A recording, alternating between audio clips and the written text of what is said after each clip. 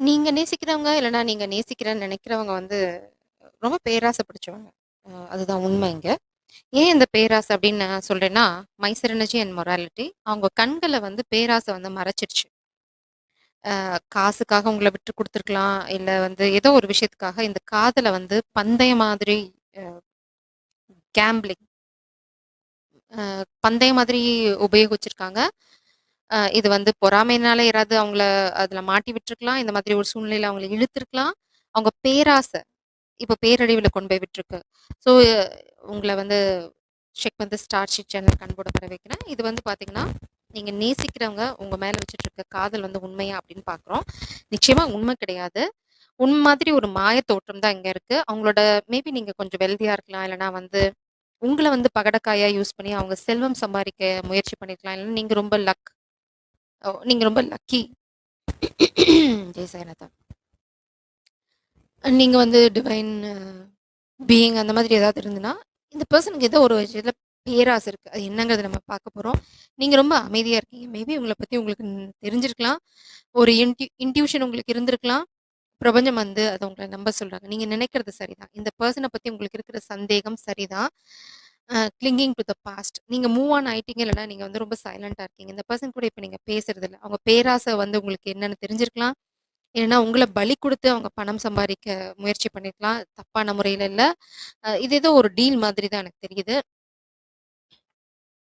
So பிரபஞ்சம் வந்து உங்கள எச்சரிக்கிறாங்க. கொஞ்சம் இந்த மாரி எனர்ஜி இருந்ததுன்னா சேஃபா இருங்க. இந்த இந்த கார்ட் வந்து எங்கேயோ போய் விழறது. இங்க பார்த்தீங்கன்னா, I'm still letting go of my ex. இந்த பெர்சன் வந்து நடிக்கிறாங்க. அவங்க வந்து எக்ஸ விட்டுட்டு வரப்போறாங்க, எக்ஸ விட்டுட்டு வந்துட்டாங்க அப்படின்னு இல்ல. அவங்க நடிச்சுட்டு தான் இருக்காங்க.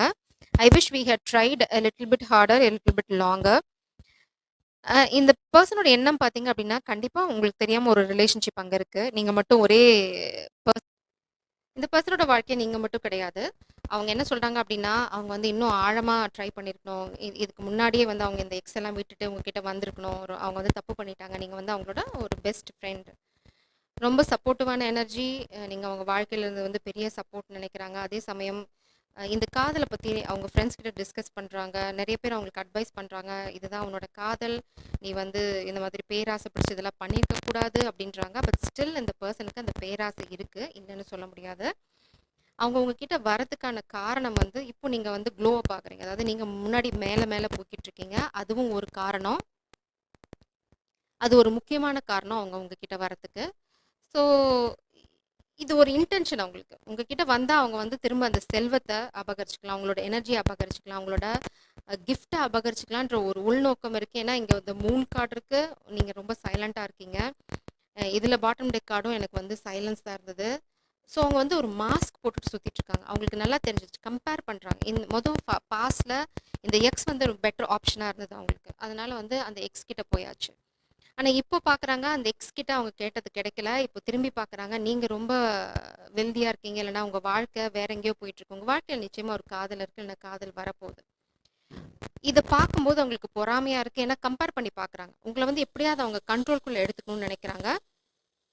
ஆனா ரியலைசேஷனே இல்ல அப்படின்னு நான் சொல்ல மாட்டேன். அவங்க பேசுறாங்க, ஃப்ரெண்ட்ஸ் கிட்ட டிஸ்கஸ் பண்றாங்க. அவங்களுக்கு புரியுது. அவங்க தப்பு பண்ணிட்டாங்க அப்படிங்கிறது. அதனால இப்ப அவங்க என்ன நினைக்கிறாங்க அப்படின்னா, உங்கள வந்து எப்படியாவது ஒரு கண்ட்ரோல், ஒரு கண்டிஷன் பண்ணி அவங்க கண்ட்ரோல்குள்ள எடுத்துக்கணும் அப்படின்னு நினைக்கிறாங்க. அது ஏன் அப்படிங்கிறது தெரியல. மேபி உங்களோட அபண்டன்ஸா இருக்கலாம். இல்லைன்னா நீங்க இப்ப நிறைய சம்பாதிக்கிறீங்க. இல்லைன்னா பெரிய பதவி உயர்வு, ஏதோ ஒரு விஷயம் உங்க வாழ்க்கையில ஒரு ஒரு அடி நீங்க முன்னாடி போயிருக்கீங்க. அத அவங்களால பார்க்க முடியுது. உங்க கண்கள கட்டிட்டு, இந்த காதல்ங்கிற ஒரு மாயைய உங்களுக்கு குடுத்து, அதாவது உங்களுக்கு அந்த காதல்ங்கிற மாயையில விழ வச்சு, உங்கள வந்து இப்படி ஒரு அடிமையாக்கி வச்சு, உங்களோட அந்த கிஃப்ட் நீங்க மேபி ஒரு டிவைன் பீயிங்கா இருக்கலாம். டிவைன் ஃபெமினா இருக்க பட்சத்துல, இது கண்டிப்பா உங்களுக்கு வந்து நீங்க படுற கஷ்டத்தோட பலன நீங்க மட்டும் அனுபவிக்க போறதில்ல. அவங்களும் சேர்ந்து அனுபவிக்க போறாங்க. உங்க தலையில ஏதோ ஒரு பாரத்த கட்ட ட்ரை பண்றாங்க. ஏன்னா, லெட்டிங் கோ ஆஃப் மை எக்ஸ்ங்கிறது வந்து எக்ஸ்கியூஸ் தான். ஏன்னா, எக்ஸ விடணும் அப்படின்னு நினைக்கிறது ஒரு செகண்ட் டெசிஷன். அத எடுத்திருந்தாங்க அப்படின்னா, உண்மையா அவங்க எடுத்திருந்தாங்க, அவங்களுக்கு அந்த கிளாரிட்டி இருந்ததுன்னா, இது என்னைக்கோ முடிஞ்சிருக்க வேண்டிய விஷயம். ஆனா, இன்னுமே எக்ஸ்கியூசஸ் தான் இருக்கு. I'm still letting go of my எக்ஸ்னா, ஃபார் எக்ஸாம்பிள் இப்போ அவங்க டிவோர்ஸ் கோ த்ரூ பண்ணிட்டு இருக்காங்கன்னு வச்சுக்கோங்களேன். இதுல ஸ்டில் லெட்டிங் கோ என்ன இருக்கு? டிவோர்ஸ் ஃபைல் பண்ணியாச்சு. அந்த ப்ராசஸ் போக போது அவங்க வீட்ல இருந்து அவங்க தே ஆர் நாட் அவங்க எக்ஸோட இல்ல அப்படிங்கிற பட்சத்துல இந்த இந்த எக்ஸ்கியூஸே தேவையில்ல. இது என்ன எக்ஸ்கியூஸ் அப்படின்னா, still they are sleeping with X. ஆனா வந்து உங்ககிட்ட அதனால தான் எக்ஸ்கியூஸ் சொல்லிட்டு இருக்காங்க. இங்க வந்து எங்கேயுமே நான் வந்து ஒரு நேர்மையான விஷயத்த பார்க்கல. நெறைய குழப்பங்கள் இருக்கு. ஒரு திருட்டுத்தனம் தான் இந்த பெர்சன் கிட்ட இருக்கு. ஒரு கள்ளத்தனம் இருக்கு. ஒரு முகமூடி போட்டுட்டு சுத்திட்டு இருக்காங்க. அதாவது உங்களோட சேர்ந்து இந்த ஃபார்ச்சூன அபகரிச்சுக்கணும்னு நினைக்கிறாங்க. அ பாஸ்ட்ல அவங்க வந்து உங்கள ரொம்ப காயப்படுத்திக்கலாம். அவங்க வேண்டான்னு உதாசீனப்படுத்தி தூக்கி போட்டு போயிருக்கலாம். எனக்கு எக்ஸ் தான் பெருசு. ஏன்னா அங்க தான் காசு ஜாஸ்தி இருக்கு. ஏதோ ஒரு காசுக்காக பேராசை. அதே பேராசைக்காக தான் திரும்ப உங்ககிட்ட வராங்க. ஆனா இப்போ அந்த எக்ஸ பத்தின பல ரகசியங்கள் தெரிஞ்சதுனால, அவங்க வந்து இப்ப நல்லவங்க மாதிரி மாறிட்ட மாதிரி அவங்களுக்கு ஒரு மாயை. அவங்களுக்கே இன்னும் அவங்கள பத்தி சரியா தெரியல. அந்த மாயையினால தான் அவங்க வந்து இப்போ உங்ககிட்ட திரும்பி ஓடி வர ட்ரை பண்றாங்களே தவிர, இது வந்து உண்மையான புரிதல் மாரி எனக்கு தெரியல. உங்கள கண்டிஷன் பண்ணி உங்கள கண்ட்ரோல் பண்ண தான். ஏதாவது ஆடு போய் சிங்கத்துக்கிட்ட அ ப அ அடைக்கலம் புகுமா? அப்படிதான் உங்கள வந்து பாதுகாக்க போறேன். உன்ன வந்து நான் வந்து ப புரொடெக்ட் பண்ண போறேன் அப்படின்னு ஏதாவது ஒரு மாய சொல்லி, உங்கள பலிகடா ஆக்க போறாங்க. ஒரு செயின்ல உங்கள கட்டி போட போறாங்க. அதுலேருந்து உங்களால விடுவிச்சு ஓட முடியாது.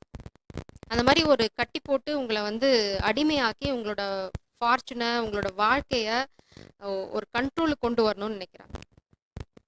இதுக்கு பிரபஞ்சத்துக்கிட்ட வேற ஹெல்ப் கேட்குறாங்க.